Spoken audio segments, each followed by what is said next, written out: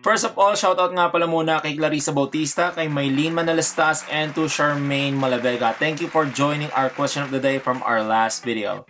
Parang pumapayat ka. Ang ganda ng kutis mo. Alam mo may kamukha kang artista. Sa panahon ngayon, halos lahat na lang ng bagay ay gawa na lang sa plastic. May tabo, may kanin, may lechugas, at marami rin pong iba't ibang klase ng mga plastic na kaibigan. So ano nga ba yung 10 signs ng mga plastic na kaibigan?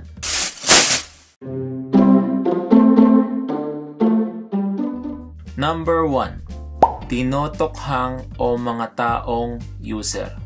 Madalas ito yung mga taong hingi lang ng hingi sa'yo pero hindi marunong magbigay. May pagkain oh, pengay naman. Uy, soft drinks, painom naman oh. Salamat ah. May natira pang konti oh. Bus mo na. Hiya naman ako sa'yo eh. Number 2. Basketball player. Ito yung mga plastic na kaibigan na magaling mangbola. Paiikot-ikuting ka, pupuri-purihin ka. Ang galing mo naman. Uy, parang pumapayat ka. Uy, ang ganda ng kutis mo. Alam mo may kamukha kang artista. I know. Sabay crossover. Pwede ba pautang muna ako? Ewan ko kung nangyari na sa inyo to before, pero bubula-bulahin ka muna nila bago ka utangan. Number 3. Offensive na sarkastiko. Now, don't get me wrong, may mga kaibigan tayong sarkastiko na nagbibiro lang, pero meron ding mga sarkastiko na nang-iinsulto. Example. Alam mo ang sipag mo. Bilib ako sa'yo eh. Para kang langgam. Alam mo yung gusto ko sa'yo? Ang talino mo. Para kang matching. Number 4. Binyag. Ano yung binyag? Binyag o mga taong inggitero na walang alam gawin kundi tapakan yung bagong sapatos mo. Hindi lang tungkol sa sapatos, kundi sa mga bagay-bagay na maganda sa buhay mo, na imbis na sinusuportahan ka ng mga akala mo kaibigan mo, sila pa mismo yung tumatapak sa'yo. Ang ganda talaga ng sapatos niya. Tapakan ko kaya para maging kasimpangit ng ugali ko. Number 5. Robot. Ito po yung mga plastic na kaibigan na walang feelings at hindi iniisip yung nararamdaman mo. Ang tunay na kaibigan, alam niya yung limitasyon mo at hindi yung magbibitaw siya ng mga salita na ikakasama ng loob mo. Number 6. Saddam Hussein. Ito yung mga plastic na kaibigan na lagi kang dinidiktahan.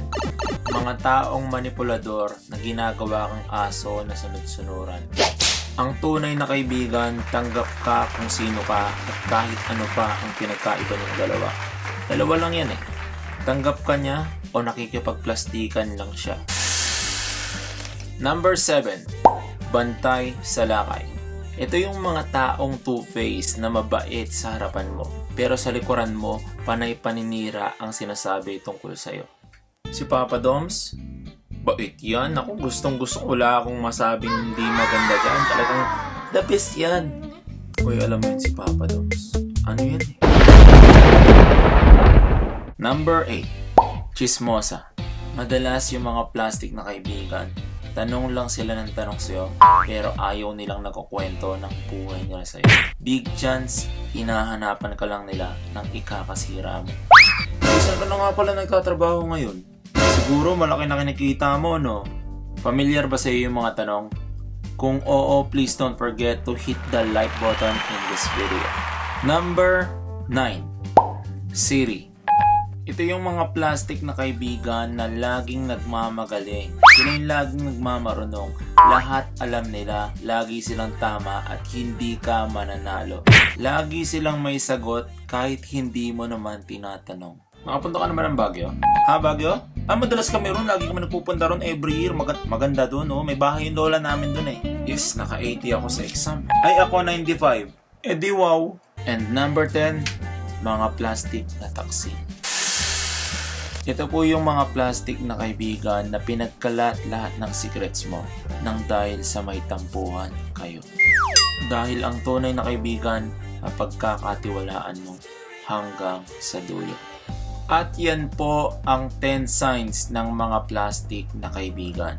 Kung tatanungin ko kayo guys, ano-anong number na ba yung mga nakita nyo sa mga naging kaibigan nyo noon?